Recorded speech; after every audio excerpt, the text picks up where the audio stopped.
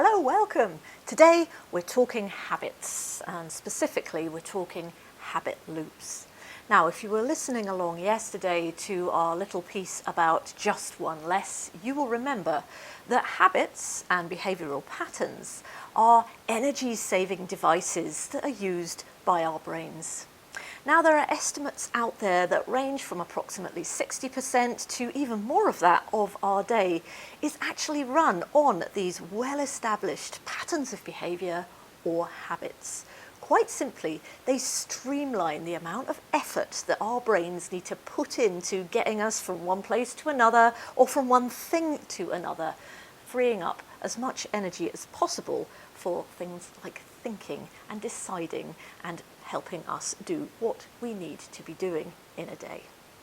So, how are habits relevant to you if you're either trying to start something new or reduce the amount of time you're doing something? And the answer is quite simply this. Chances are you're either trying to start a new habit or you are looking to adjust one that you've already got. Now, I want to focus mainly today on adjusting behavioural patterns and habits that we already have, because that is probably what you're going to find most useful. And here's the thing. Habits, whatever they are driven by a craving. Whether that's a craving to simply get going, move from A to B, achieve something, do something, it doesn't really matter. And there are a multitude of different types of needs and cravings that our behavioural patterns are serving. But specifically when it comes to things that we're wanting to do less of, we really would benefit from understanding a little bit more what that loop is, and crucially, what is driving it? So what need is it fulfilling? What craving is it being driven by? And the surprise here is it isn't always what we think. So first off, what is a habit loop? Well, really, it's very, very simple. We have a stimulus, something happens. Then we have a pattern of behaviour that we've learned to do in response to that stimulus, and there will have been an outcome. Now, the crucial thing about a habit loop is that the outcome must have been either desirable, beneficial, or pleasant for us. Otherwise, that habit loop would never have occurred. It certainly wouldn't have been learned. So there's something in here that is meeting our need in that moment, whether it's a need to get out of bed and get to work for our morning routines, which are a series of well-established patterns that follow one after the other, or perhaps it's something a little bit more like a glass of wine in the evening that we've become a little bit too fond of. It's something that is now happening while we have our dinner. There's our stimulus. Sitting down to have our evening meal is triggering that thought, oh, wouldn't this be lovely if it was accompanied by a nice glass of wine? Not a problem in itself, but perhaps if that's happening a bit too often, it's something we're maybe wanting to tackle. So, habit loops, stimulus, pattern of behaviour, result that feels good in some way. And don't get excited about it feeling good. It might simply be it has taken us one step closer to something that needs to happen.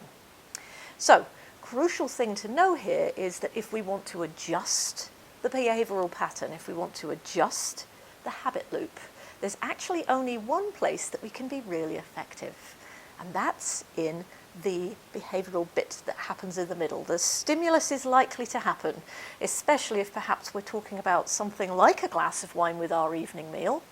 Having an evening meal is going to happen. That stimulus, the thing that presses the button and sets that pattern into motion, if you like, is going to happen unless you stop eating your dinner. Of course, that might be an option. Maybe you decide to move your main meal to lunchtime. But let's just say that's not what you're going to do. It's not what you can do. You're going to find that you sit down every evening with your evening meal. And that's where that first thought of, oh, wouldn't it be nice if this was accompanied by a glass of wine, is likely to get triggered. And before you know where you are, you'll be pouring it out, sitting down and enjoying it. There's the behavioural pattern that sits in the middle, the action that comes as a result of that thing happening. And of course the result, Well, the result is A, you enjoy your glass of wine, but B, I suspect it probably brings a sense of relief or a certain standing down of the day. It's rounding off the day. It's saying, I can relax now. So, yes, absolutely, you may be able to simply stop having your glass of wine, but let's say you've tried that and you've found it just a little bit difficult. How might you go about doing that, knowing what you now know about habits? And here is where they get kind of interesting, because we tend to think that what must be driving that habit loop is really obvious, but in my experience, it sometimes isn't. So the example I want to give you isn't about glasses of wine, it's actually about eating, and eating in the evening. And a couple of years ago, when I was trying to lose some weight for a special occasion, I was really paying attention to a sudden nibbly urge, shall we say, that I used to get in the evenings. And when I was trying to think what were the patterns here, I noticed something. I noticed that as soon as I sat down at the end of the day on the sofa to switch on the television and start relaxing, into my head would suddenly come the thought that this would be oh so much nicer if I was just enjoying it with some nice chocolate or something else sweet. Now, it would have been the most easy thing in the world to think that the thing that was driving that, the need that was fulfilling, the craving, if you like, that it was speaking to, was hunger. But shockingly, it wasn't hunger. I wasn't hungry.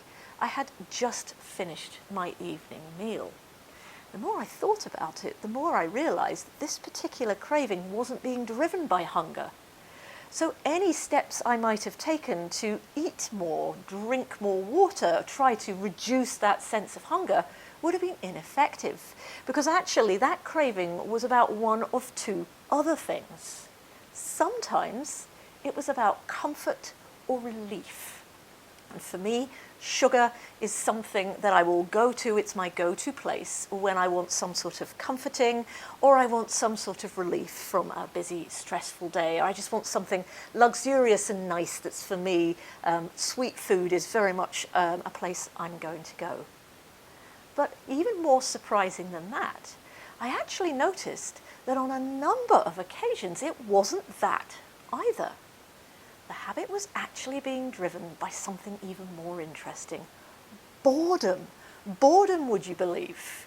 Yes, I was tired. Yes, I wanted to sit down and relax. But the fact of the matter was that whatever it was I was watching on the television wasn't taking enough of my attention to keep me completely engaged. And therefore, I was feeling bored. Not energetic enough to do something really useful, like read a book or do a course. I still wanted to relax. But just that TV alone on its own, it wasn't cutting it. And the craving was actually to be distracted, to add something else in, and I was filling that with food. Well, once I knew that and understood that, I was able to fill that void, meet that need, replace that craving for something to do, something else, something to relieve that boredom, with something that was much more useful. And for me, that was knitting or crafting, something I actually really enjoy. And of course, that took my focus away from being bored. It filled the need, and it allowed me to reduce the amount of times I was leaning on sweet foods at that time of the day. Done repetitively enough, that becomes the new default habit. So I'm hoping that you will be able to translate that into something that feels useful for you. But of course, if you've got any questions, please do ask away in the comments, and I'll do my best to give you some help. Bottom line here is we need to respect existing habit loops, because we're very unlikely to just be able to erase them, especially if we are finding that they are particularly powerful habit loops, and especially if the trigger point, the thing that sets that pattern into motion, is something that cannot be simply or easily avoided. The more you understand the pattern, the better you're going to be placed to say, okay, what is driving this? What need is it fulfilling? I know a lot of folks often want to cut down perhaps on the amount of alcoholic units that they're drinking in a week, especially if that's kind of crept up over the festive period and you're now wanting to get it back under control again. But oh dear, it seems to have become a little bit of a habit.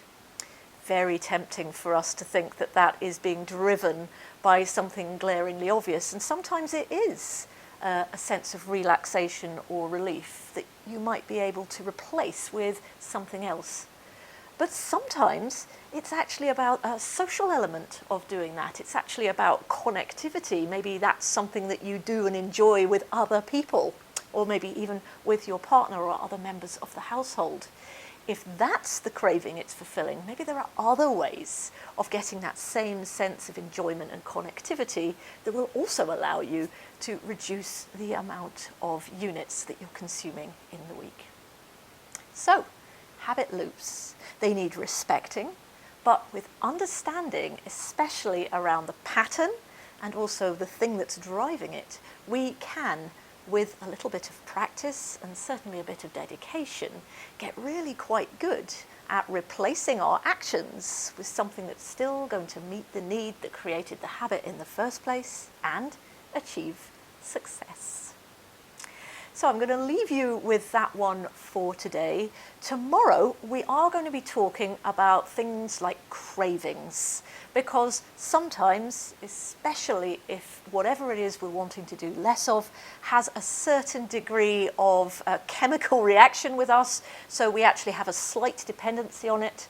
That might be sugar, it might be alcohol, it might be coffee, it could be any number of things, but in that case we need to be aware of how we handle early stage cravings to give ourselves the chances of success that we all deserve. But I'll see you tomorrow for that one. For now, take good care, enjoy trying to understand your patterns a little more, and good luck with whatever you try.